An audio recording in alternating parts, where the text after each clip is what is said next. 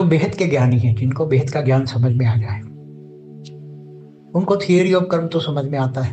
अगर कोई बेहद के ज्ञानी किसी से माफी मांगता है और सामने वाला भी बेहद का ज्ञानी हो, कोई भी आत्मा हो, माफी नहीं देता है, तो बेहद के ज्ञानी को माफी मांगने की जरूरत ही नहीं है, ना रिग्रेशन कराने की जरूरत है, पीछे जन्मों को जानने की जरूरत नहीं है। केवल आत्मस्वरूप में योग बल से सूक्ष्म शरीर और कारण शरीर चार्ज कर ले तो सारे विकर्म विनाश हो जाएंगे। योग बल से विकर्म विनाश करना है, ये ज्ञान तो दो शब्दों का है। न किसी से माफी मांगनी है, न पश्चाताप करना है।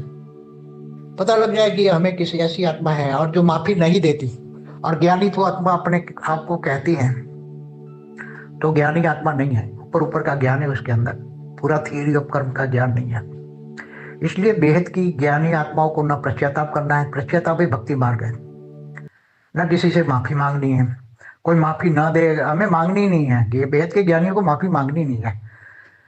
योग बल से सूक्ष्म शरीर और कारण शरीर चार्ज करके विकर्म विनाश करने है, बात खत्म हो गई। यहाँ तो बेहद के ज्ञानियों के लिए सीधा साधा रास्ता है, न किसी से मिलना है, न जुड़ना है, एकांतवासी बन के, हाँ, आत्मस्वरूप बन के बेहद के परमपिता से पावर लेकर सूक्ष्म शरीर जैसे चार्ज हुआ, पूरा बदल गया, तो किसी की याद भी नहीं आएगी, भूल जाओगे। तुम्हें सबको भूलना है।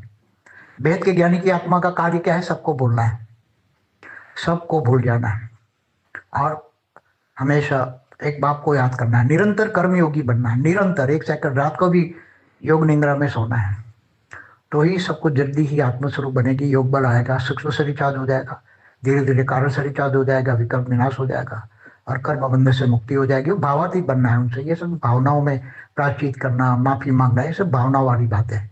यहाँ तो ज्ञानियों को सबसे पहले भावातीत बनना है। भावातीत बनोगे तो त्रिगुणातीत, सतो रजो तमो, तीनों गुणों से परे हो जाओगे, तब तुम्हारी स्टेज कर्मातीत की ओर जाएगी। और जब कर्मातीत बन जाओगे तब तुम्हारे अंदर इतनी पावर आएगी, तब आत्मस्वरूप होगा और परमात्मा से पावर मिलेगी। सूक्ष्म शरीर, कारण शरीर, महाकारण शरीर, परम महाकारण, सब चार्ज हो जाएगा। और यहाँ ही व्यक्त में ही अव्यक्त स्वरूप में एकदम निराकारी बीज रूप अवस्था, निराकार को बीज रूप अवस्था कहते हैं। जैसे बीज में से मूल निकलता है, तो वो जो मूल है वो शिवपुरी है, परमधाम बीज रूप अवस्था है। आत्मा की निराकारी स्टेज बन जाएगी, बीज रूप अवस्था बन जाएगी, तो सब कुछ बदल जाएगा।